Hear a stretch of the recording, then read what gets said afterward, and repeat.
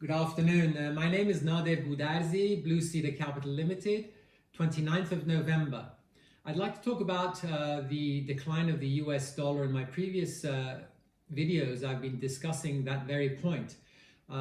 Especially last week, the US dollar broke a very important level on the DXY index, and it broke below 92, trading at 91.70. Over the next 12 months, you will probably see the dollar declining by 10%. And over the next 3 to 5 years, I see the dollar declining by 20–25%. The dollar is now in a structural decline. The very reason being that the United States currently has vast amounts of debt, and investors are now looking outwards away from the US to invest funds. So really the story about the dollar is now a structural move towards the downside. And I would certainly advise investors to take this into serious consideration. The upside to this is that US companies, particularly that are doing business outside the US, and I would allude to the technology companies in particular, will benefit tremendously from a weaker dollar.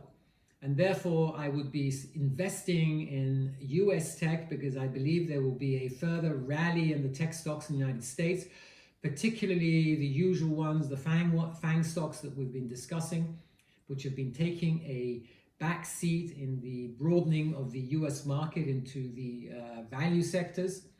At this point, we are definitely in a risk-on mode, with the taps being switched on further in terms of money generation. Janet Yellen is very much of the view that quantitative easing is the direction in which she would like to go. She has proven this in the past, and she will probably continue with this.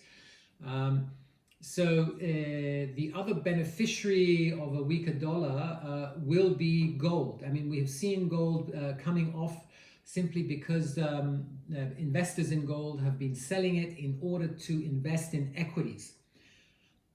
But as we go into next year, I would very much like to urge investors to buy gold at these levels, because between now and the next 3 months, gold will probably rally by 10%, and therefore at the current levels of $1,780 an ounce, gold represents a very interesting buy point.